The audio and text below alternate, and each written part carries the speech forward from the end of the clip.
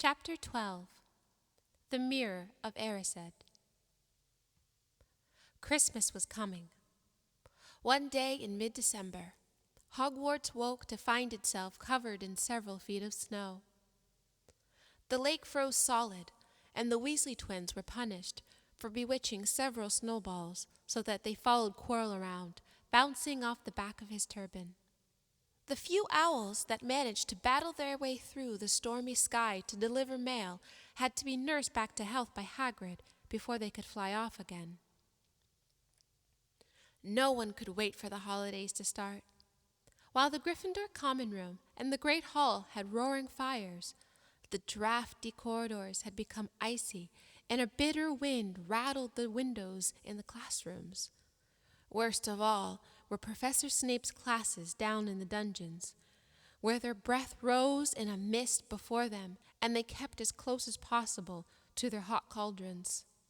"I do feel so sorry," said Draco Malfoy, one potion's class, "for all those people who have to stay at Hogwarts for Christmas because they're not wanted at home."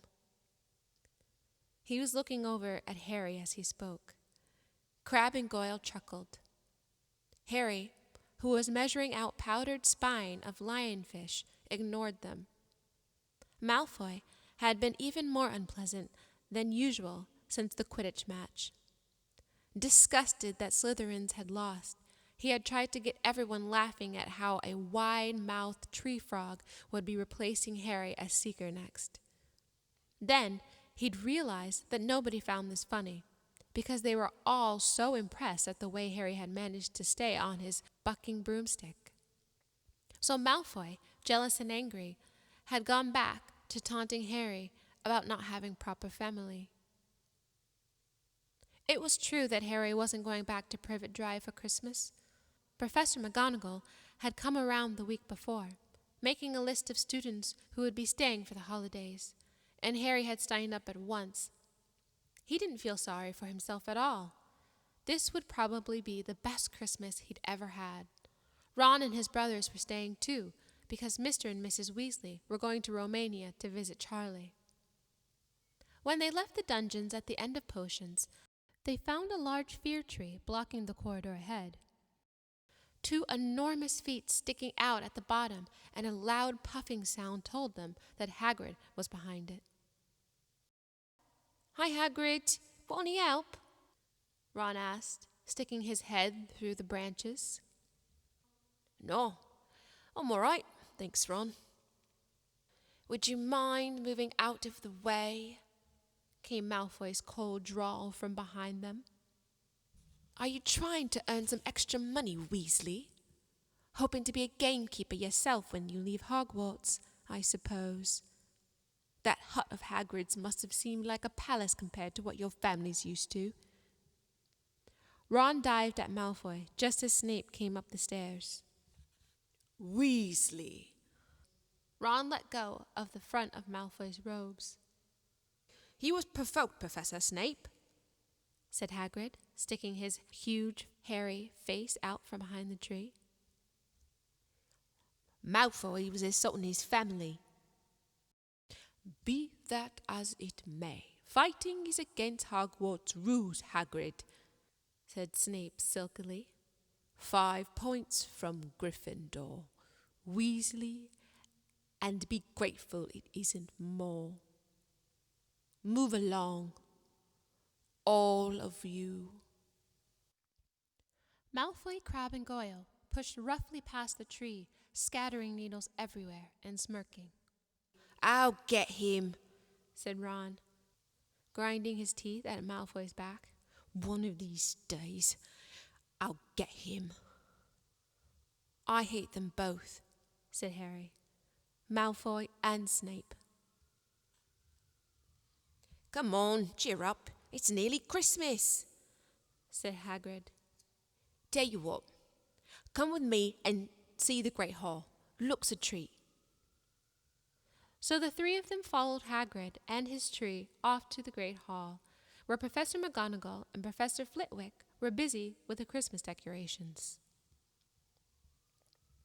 "Oh, Hagrid, the last tree. Put it in the far corner, would you?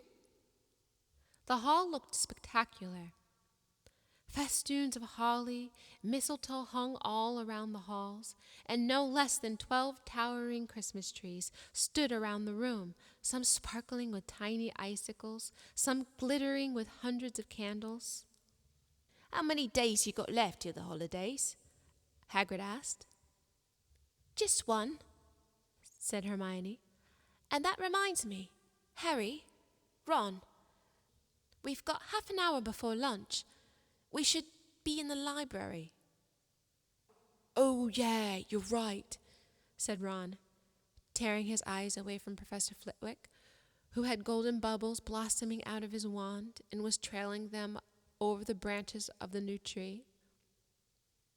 The library, said Hagrid, following them out of the hall. Just before the holidays? Bit keen, aren't you? Oh, we're not working, Harry told him brightly. Ever since you mentioned Nicholas Flamel, we've been trying to find out who he is. You what? Hagrid looked shocked. Listen here, I've told you, drop it. It's nothing to you what that dog's garden. We just want to know who Nicholas Flamel is, that's all, said Hermione. Unless you'd like to tell us and save us the trouble, Harry added. We must have been through hundreds of books already and can't find him anywhere. Just give us a hint. I know I've read his name somewhere. I'm saying nothing, said Hagrid flatly. Just have to find out for ourselves then, said Ron, and they left Hagrid looking disgruntled and hurried off to the library. They had indeed been searching books for Flamel's name ever since Hagrid had let it slip, because how else were they going to find out what Snape was trying to steal? The trouble was, it was very hard to know where to begin, not knowing what Flamel might have done to get himself into a book. He wasn't in great wizards of the 12th century, or noble magic names of our time. He was missing, too, from important modern magical discoveries and a study of recent developments in wizardry. And then, of course, there was the sheer size of the library. Tens of thousands of books, thousands of shelves, hundreds of narrow rows. Hermione took out a list of subjects and titles she had decided to search, while Ron strode off down a row of books and started pulling them off the shelves at random. Harry wandered over to the restricted section. He had been wondering for a while if Flamel wasn't somewhere in there. Unfortunately, you needed a specially signed note from one of the teachers to look in any of the restricted books, and he knew he'd never get one. These were the books containing powerful dark magic never taught at Hogwarts, and only read by older students studying advanced defense against the dark arts. What are you looking for, boy? Nothing, said Harry. Madame Pince, the librarian, brandished a feather duster at him. You'd better get out then. Go on, out. Wishing he'd been a bit quicker at thinking up some story, Harry left the library. He, Ron, and Hermione had already agreed they'd better not ask Madame Pince where they could find Flamel. They were sure she'd be able to tell them, but they couldn't risk Snape hearing what they were up to. Harry waited outside in the corridor to see if any of the other two had found anything, but he wasn't very hopeful. They had been looking for 2 weeks, after all, but as they only had odd moments between lessons, it wasn't surprising they'd found nothing. What they really needed was a nice long search without Madame Pince breathing down their necks. 5 minutes later, Ron and Hermione joined him, shaking their heads. They went off to lunch. You will keep looking while I'm away, won't you? Said Hermione. And send an owl if you find anything. And you can ask your parents if they know who Flamel is, said Ron. It'd be safe to ask them. Very safe, as they're both dentists, said Hermione. Once the holidays had started, Ron and Harry were having too good a time to think about Flamel. They had the dormitory to themselves, and the common room was far emptier than usual, so they were able to get the good armchairs by the fire. They sat by the hour, eating anything they could spare on a roasting fork: bread, English muffins, marshmallows, and plotting ways of getting Malfoy expelled, which were fun to talk about, even if they wouldn't work. Ron also started teaching Harry wizard chess. This was exactly like Muggle chess, except the figures were alive, which made it a lot like directing troops in a battle. Ron's set was very old and battered. Like everything else he owned, it had once belonged to someone else in his family, in this case, his grandfather. However, old chessmen weren't a drawback at all. Ron knew them so well, he never had trouble getting them to do what he wanted. Harry played with chessmen Seamus Finnegan had lent him, and they didn't trust him at all. He wasn't a very good player yet, and they kept shouting different bits of advice at him, which was confusing. "Don't send me there. Can't you see his knight? Send him. We can afford to lose him." On Christmas Eve, Harry went to bed looking forward to the next day for the food and the fun, but not expecting any presents at all. When he woke early in the morning, however, the first thing he saw was a small pile of packages at the foot of his bed.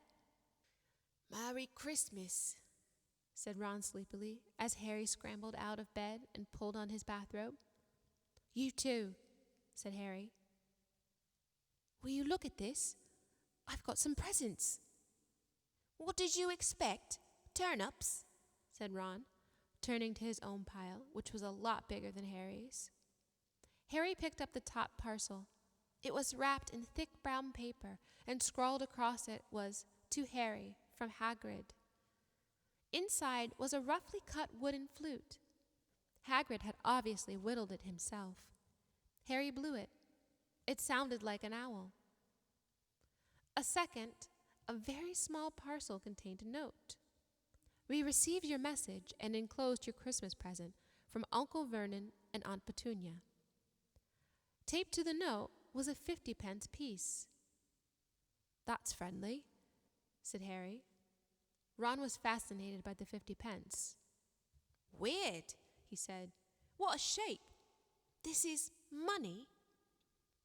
"You keep it," said Harry, laughing at how pleased Ron was. "Hagrid, my aunt and uncle. So who sent these?" "I think I know who that one's from," said Ron, turning a bit pink and pointing to a very lumpy parcel. "My mom. I told her you didn't expect any presents and... oh no," he groaned. "She's made you a Weasley sweater." Ron had torn open the parcel to find a thick, hand-knitted sweater in emerald green and a large box of homemade fudge. "Every year she makes us a sweater," said Ron, unwrapping his own. "And mine's always maroon." "That's really nice of her," said Harry, trying the fudge, which was very tasty. His next present also contained candy, a large box of chocolate frogs from Hermione. This only left one parcel. Harry picked it up and felt it. It was very light. He unwrapped it. Something fluid and silvery gray went slithering to the floor, where it lay in gleaming folds. Ron gasped. "I've heard of those," he said in a hushed voice, dropping the box of every flavored beans he'd gotten from Hermione. "If that's what I think it is, they're really rare and really valuable." "What is it?" Harry picked up the shining, silvery cloth off the floor. It was strange to touch, like water woven into material.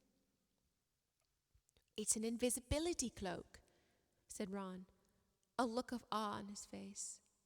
"I'm sure it is. Try it on." Harry threw the cloak around his shoulders, and Ron gave a yell. "It is! Look down!" Harry looked down at his feet. but they were gone. He dashed to the mirror. Sure enough, his reflection looked back at him, just his head suspended in midair, his body completely invisible. He pulled the cloak over his head, and his reflection vanished completely. "There's a note," said Ron suddenly. "A note fell out of it." Harry pulled off the cloak and seized the letter.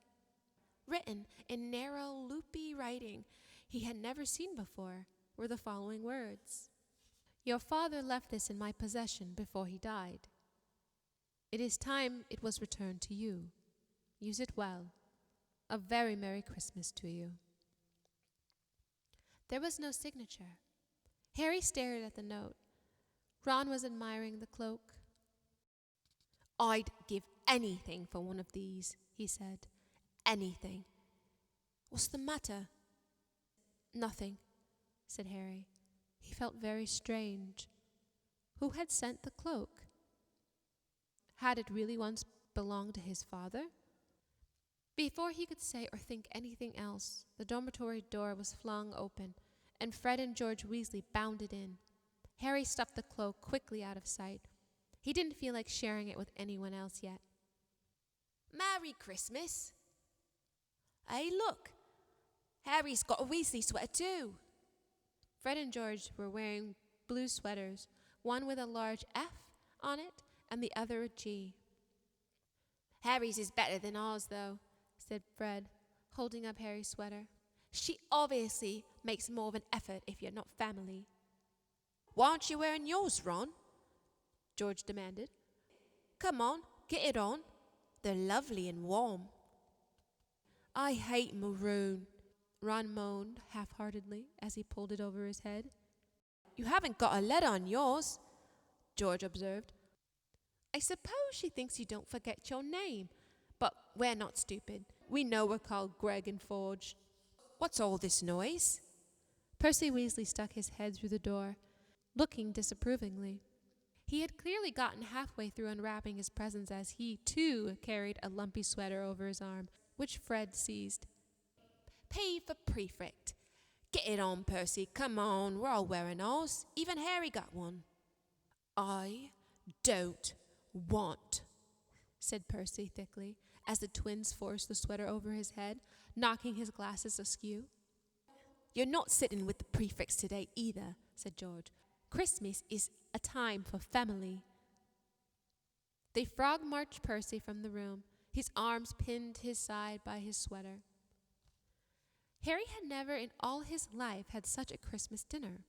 100 fat roasted turkeys, mountains of roast and boiled potatoes, platters of chipolatas, tureens of butter peas, silver boats of thick, rich gravy and cranberry sauce, and stacks of wizard crackers every few feet along the table.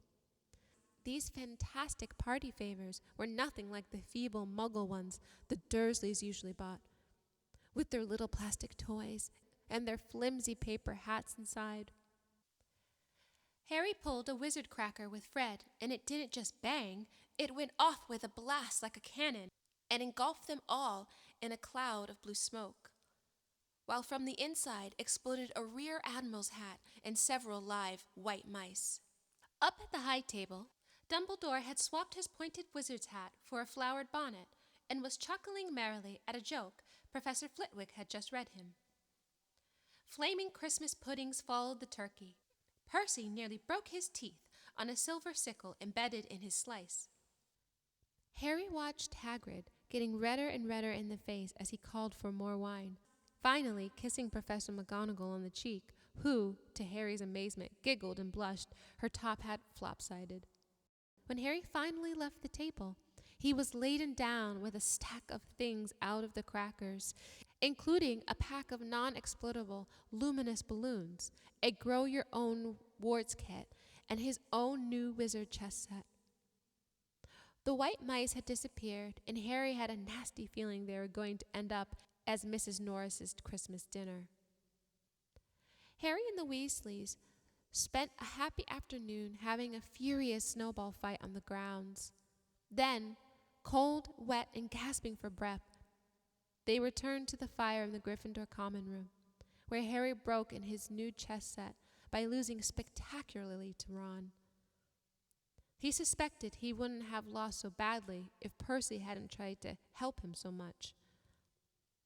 After a meal of turkey sandwiches, crumpets, trifle, and Christmas cake, everyone felt too full and sleepy to do much before bed except sit and watch Percy chase George and Fred all over Gryffindor Tower because they'd stolen his prefect badge.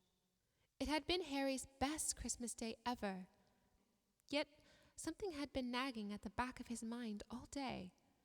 Not until he climbed into bed was he free to think about it. The invisibility cloak and whoever sent it. Ron, full of turkey and cake, and with nothing mysterious to bother him, fell asleep as soon as he'd drawn the curtains to his four-poster. Harry leaned over the side of his own bed and pulled the cloak out from under it. His father's. This had been his father's. He let the material flow over his hands, smoother than silk, light as air. Use it well, the note had said. He had to try it now. He slipped out of bed and wrapped the cloak around himself. Looking down at his legs, he saw only moonlight and shadows. It was a very funny feeling. Use it well. Suddenly, Harry felt wide awake. The whole of Hogwarts was open to him in this cloak. Excitement flooded through him as he stood there in the dark and silence. He could go anywhere in this, anywhere, and Filch would never know. Ron grunted in his sleep. Should Harry wake him? Something held him back. His father's cloak. He felt that this time, the first time, he wanted to use it alone. He crept out of the dormitory, down the stairs, across the common room, and climbed through the portrait hole. "Who's there?" squeaked the fat lady. Harry said nothing. He walked quickly down the corridor. Where should he go? He stopped, his heart racing, and thought. And then it came to him. The restricted section in the library. He'd be able to read as long as he'd like, as long as it took to find out who Flamel was. He set off, drawing the invisibility cloak tight around him as he walked. The library was pitch black and very eerie. Harry lit a lamp to find his way along the rows of books. The lamp looked as if it was floating along in midair, and even though Harry could feel his arm supporting it, the sight gave him the creeps. The restricted section was right at the back of the library. Stepping carefully over the rope that separated these books from the rest of the library, he held up his lamp to read the titles. They didn't tell him much. Their peeling, faded gold letters spelled words in languages Harry couldn't understand. Some had no titles at all. One book had a dust stain on it that looked horribly like blood. The hairs on the back of Harry's neck prickled. Maybe he was imagining it, maybe not, but he thought a faint whispering was coming from the books, as though they knew someone was there who shouldn't be there. He had to start somewhere. Setting the lamp down carefully on the floor, he looked along the bottom shelf for an interesting-looking book. A large black and silver volume caught his eye. He pulled it out with difficulty, because it was very heavy, and, balancing it on one knee, let it fall open. A piercing, blood-curdling shriek split the silence. The book was screaming. Harry snapped it shut, but the shriek went on and on, one high, unbroken, ear-splitting note. He stumbled backward and knocked over his lamp, which went out at once. Panicking, he heard footsteps coming down the corridor outside. Stuffing the shrieking book back on the shelf, he ran for it. He passed Filch in the doorway. Filch's pale, wild eyes looked straight through him, and Harry slipped under Filch's outstretched arm and streaked off up the corridor, the book's screech still ringing in his ears. He came to a sudden halt in front of a tall suit of armor. He had been so busy getting away from the library, he hadn't paid attention to where he was going. Perhaps because it was dark, he didn't recognize where he was at all. There was a suit of armor near the kitchens, he knew, but he must be 5 floors above there. You asked me to come directly to you, Professor, if anyone was wandering around at night, and somebody's been in the library. Restricted section. Harry felt the blood drain out of his face. Wherever he was, Filch must know a shortcut, because his soft, greasy voice was getting nearer, and to his horror, it was Snape who replied. The restricted section? Well, they can't be far. We'll catch them. Harry stood rooted to the spot as Filch and Snape came around the corner ahead. They couldn't see him, of course, but it was a narrow corridor, and if they came much nearer, they'd knock right into him.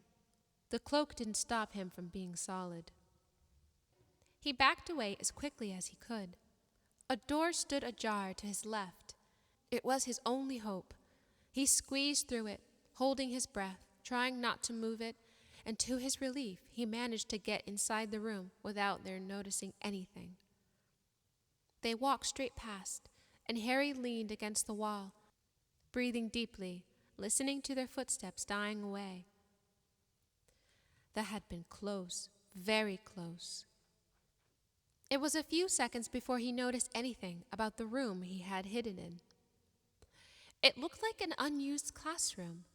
The dark shapes of desks and chairs were piled against the walls, and there was an upturned waste paper basket.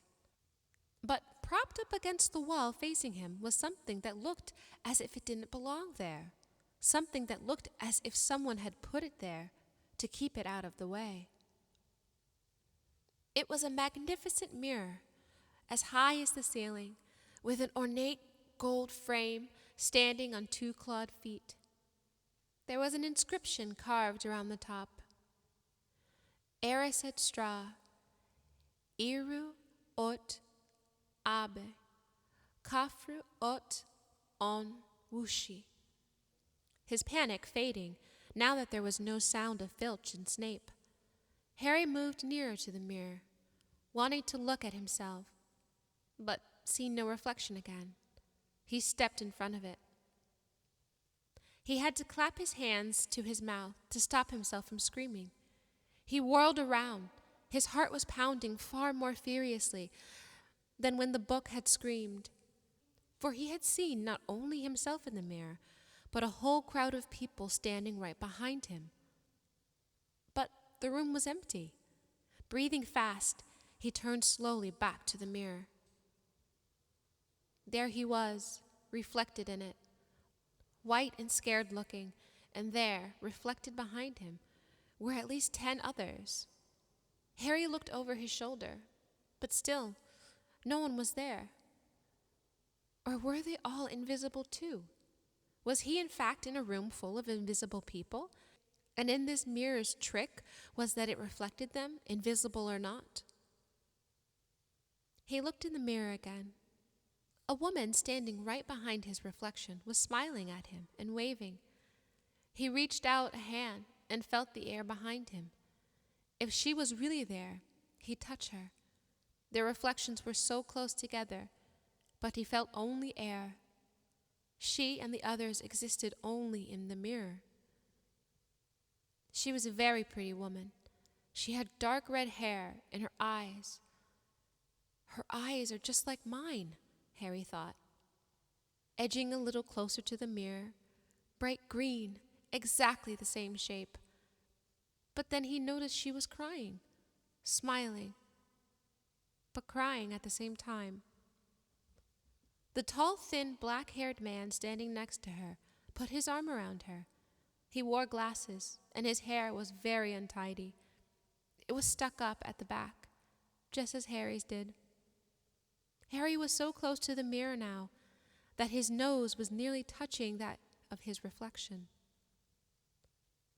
"Mom?" he whispered. "Dad?" They just looked at him, smiling. And slowly, Harry looked into the faces of the other people in the mirror and saw other pairs of green eyes like his, other noses like his, even a little old man who looked as though he had Harry's knobby knees. Harry was looking at his family for the first time in his life. The Potter smiled and waved back at Harry, and he stared hungrily back at them. His hands pressed flat against the glass, as though he was hoping to fall right through it and reach them. He had a powerful kind of ache inside him, half joy, half terrible sadness. How long he stood there, he didn't know. The reflections did not fade, and he looked and looked until a distant noise brought him back to his senses. He couldn't stay here. He had to find his way back to bed. He tore his eyes away from his mother's face, whispered, "I'll come back," and he hurried from the room. "You could have woken me up," said Ron crossly. "You can come tonight. I'm going back. I want to show you the mirror." "I'd like to see your mom and dad," Ron said eagerly.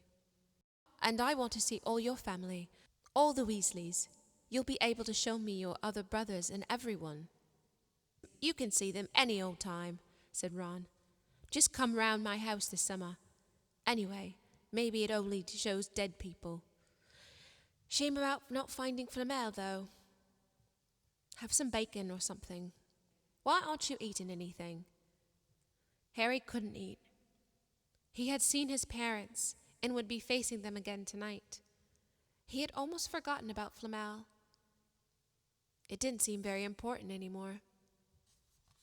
Who cared what the three-headed dog was guarding? What did it matter if Snape stole it, really?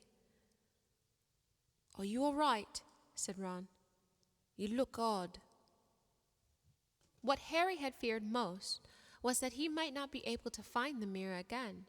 With Ron covered in the cloak too, they had to walk much more slowly the next night. They tried retracing Harry's route from the library, wandering around the dark passageways for nearly an hour. "I'm freezing," said Ron. "Let's forget it and go back." "No," Harry hissed.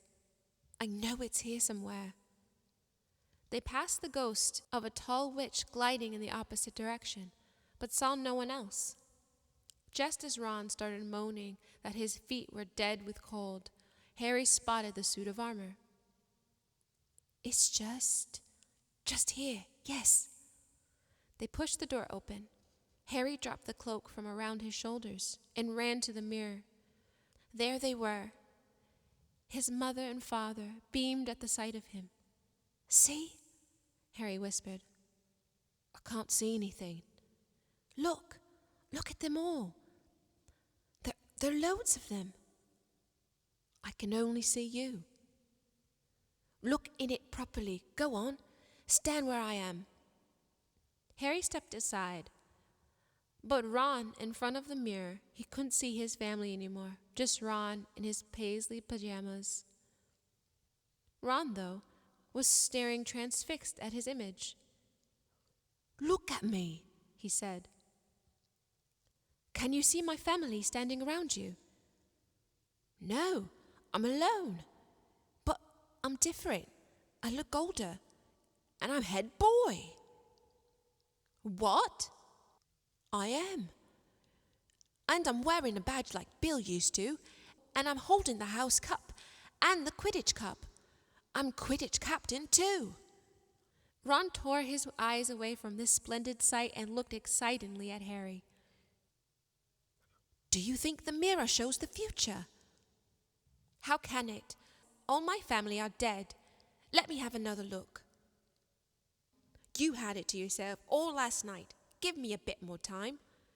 "You're only holding the Quidditch cup. What's interesting about that? I want to see my parents." "Don't push me." A sudden noise outside the corridor put an end to their discussion. They hadn't realized how loudly they had been talking. "Quick!" Ron threw the cloak back over them as the luminous eyes of Mr. Norris came around the door. Ron and Harry stood quite still, both thinking the same thing. Did the cloak work on cats? After that seemed an age, she turned and left. This isn't safe. She might have gone for Filch. I bet she heard us. Come on. And Ron pulled Harry out of the room. The snow still hadn't melted the next morning. Want to play chess, Harry? Said Ron. No. Why don't we go down and visit Hagrid? No, you go. I know what you're thinking about, Harry. That mirror. Don't go back tonight. Why not? I don't know. I just got a bad feeling about it. And anyway, you've had too many close shaves already. Filch, Snape, and Mrs. Norris are wandering around. So what if they can't see you? What if they walk into you? What if you knock something over? You sound like Hermione. I'm serious, Harry. Don't go. But Harry only had one thought in his head, which was to get back in front of the mirror, and Ron wasn't going to stop him. That third night, he found his way more quickly than before. He was walking so fast, he knew he was making more noise than was wise. But he didn't meet anyone. And there were his mother and father smiling at him again, and one of his grandfathers nodding happily. Harry sank down to sit on the floor in front of the mirror. There was nothing to stop him from staying here all night with his family. Nothing at all, except... So, back again, Harry? Harry felt as though his insides had turned to ice. He looked behind him. Sitting on one of the desks by the hall was none other than Albus Dumbledore. Harry must have walked straight past him, so desperate to get to the mirror, he hadn't noticed him. I didn't see you, sir. Strange how nearsighted being invisible can make you, said Dumbledore, and Harry was relieved to see that he was smiling. So, said Dumbledore, slipping off the desk to sit on the floor with Harry, you, like hundreds before you, have discovered the delights of the Mirror of Erised. I didn't know it was called that, sir. But I expect you've realized now what it does. It shows me my family. And it showed your friend Ron, himself as head boy. How did you know?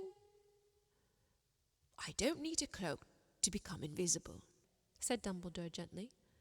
Now, can you think of what the Mirror of Erised shows us all? Harry shook his head. Let me explain. The happiest man on earth would be able to use the Mirror of Erised like a normal mirror. That is, he would look into it and see himself exactly as he is. Does that help? Harry thought. Then he said slowly, "It shows us what we want, whatever we want." Yes and no, said Dumbledore quietly. It shows us nothing more or less than the deepest, most desperate desire of our hearts. You, who have never known your family, see them standing around you. Ronald Weasley, who has always been overshadowed by his brothers, sees himself standing alone, the best of all of them. However, this mirror will give us neither knowledge or truth. Men have wasted away before it, entranced by what they have seen, or been driven mad, not knowing if what it shows is real or even possible.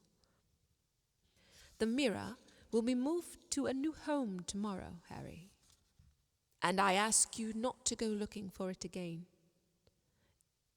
And if you ever do run across it, you will now be prepared.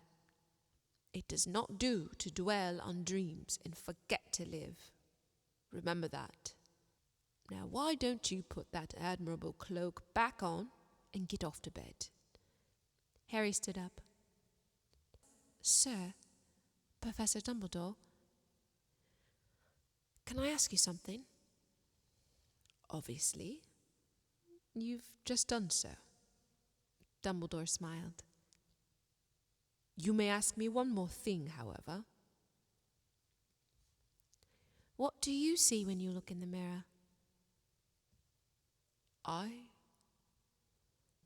I see myself holding a pair of thick woolen socks. Harry stared. One can never have enough socks, said Dumbledore. Another Christmas has come and gone, and I didn't get a single pair.